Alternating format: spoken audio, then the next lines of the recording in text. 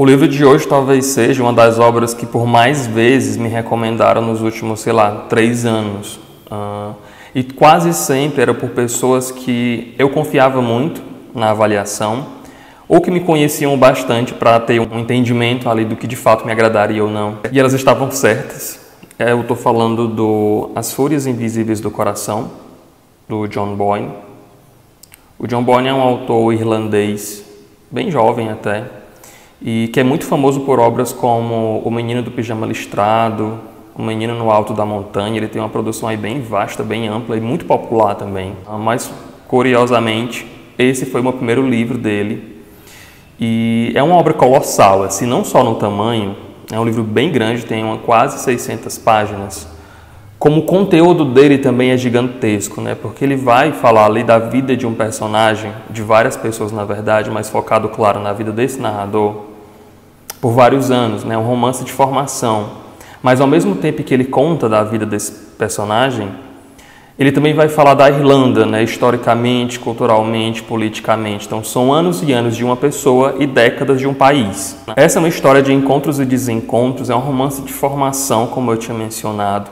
Então a gente vai ter acesso primeiro aos pais desse narrador, na verdade apenas a mãe, que ela é expulsa da cidade natal dela por questões religiosas, porque ela engravidou sem ser uma mulher casada, muito jovem. Então tem uma questão muito vinculada ao juízo de valor, mas amparado quase que inteiramente em questões religiosas e católicas.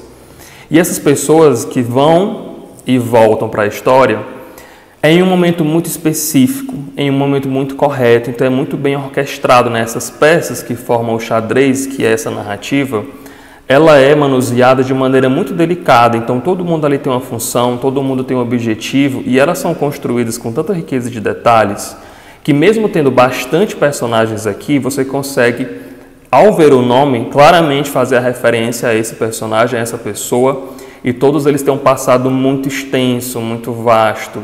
É muito interessante quando o autor consegue fazer isso, porque ele insere muitas pessoas, mas a gente consegue identificar cada uma delas e sentir quando elas falam e por que elas falam.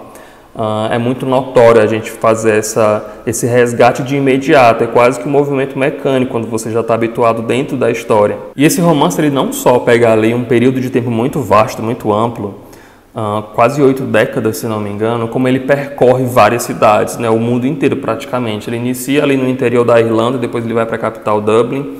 Em alguns momentos ele se passa em Amsterdã, na Holanda, depois ele vai para os Estados Unidos, até ele retornar para o lugar de origem dele, que seria a própria Irlanda, tanto no interior como na capital. Então, dessa forma, a gente entende essa narrativa como um eterno abrir e fechar de ciclos. Ela é permeada inteiramente desses ciclos todos. E apesar de alguns deles se fecharem, né, de maneira muito perfeita ali, eles facilmente podem ser reabertos ou retomados com a inserção de algum acontecimento, algum fato, alguma pessoa que não estava ali antes, mas agora faz parte da vida dessa pessoa, né, desse narrador e dessa família também. Então esses ciclos estão vivos, né, eles continuam o tempo todo em eterno movimento de abertura e fechamento, abertura e fechamento. Esse narrador é uma pessoa muito resistente com sua própria natureza. Nesse livro, que é uma obra de descobertas, né, ele ainda está se encontrando nesse mundo. Ele é um homem que não conhece a própria mãe, a mãe biológica. Os pais que criaram ele são completamente relapsos, nem tinham ele como um filho de fato. Ele tinha questões muito mal resolvidas com sociabilidade, ele era muito tímido, muito recluso, então isso acabou, de certa forma, prejudicando os vínculos que ele cria de amizade, etc. E ele também ainda está tentando se encontrar com relação à sua homossexualidade. E esse é um tema que, de certa forma, ele vai puxar todos os outros que são inseridos aqui. Então ele vai servir como norte, como bússola, né, para orientar o leitor dentro dessa trama. E o mais curioso também é que, fazendo isso, o autor ele insere aqui uma série de chavões, uma série de pontos e elementos que tinham tudo para fazer da obra um completo clichê, né, uma obra que seria ali colocada entre vários estereótipos, vários rótulos, mas felizmente isso não acontece.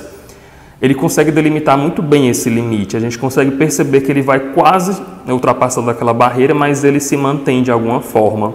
Tem alguma coisa que esse homem faz, que ele não consegue chegar a isso no tom do ridículo, no tom do absurdo, mas ele tem tudo para ser, só que ele não é.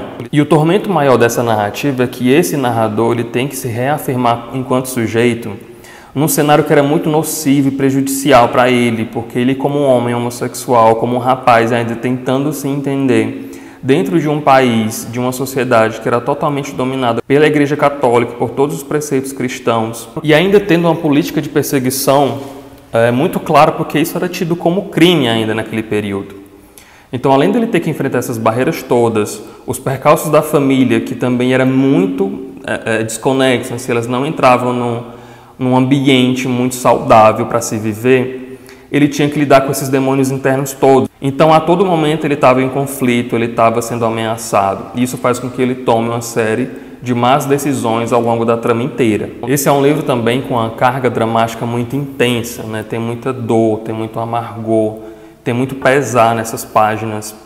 Esse cara, ele sofre muito, ele encontra e desencontra esse amor por várias vezes ao longo da vida, reencontra em outras pessoas, mas também há muitas perdas. Mas uma coisa interessante que ele faz também é o quanto que os outros, familiares ou não, parentes ou não, amigos ou não, conhecidos ou não, são importantes, né, para que esse personagem ele permaneça, ele insista em continuar vivendo, em continuar enfrentando esses percalços todos, em fazer essa vida ter um sentido.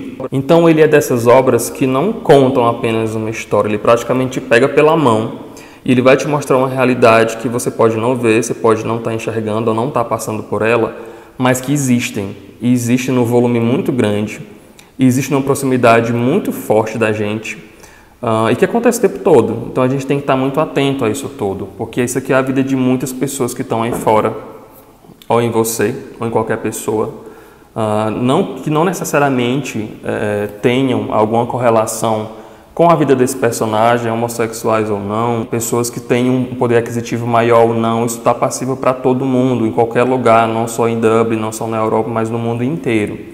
Então isso existe, isso daqui é a realidade. Então eu acho que é isso o mais interessante dele, ele torna isso muito palpável, muito próximo, mesmo a gente não estando aqui nesse contexto, da maneira como é apresentado aqui pelo menos. Então faça essa recomendação. Quero ler com certeza muitas outras coisas dele e felizmente tem muita coisa publicada aqui no Brasil. Me recomenda alguma outra coisa desse autor, caso você conheça, caso você já tenha lido e gostado, porque aí já me dá um norte, né, para qual rumo eu devo seguir já com a continuação dos livros do John Boyne. Faz algum outro comentário caso você queira, as redes sociais estão lá no box da descrição, a gente pode se encontrar e conversar um pouco mais por lá. Avalie o vídeo. Obrigado por ter assistido e até mais.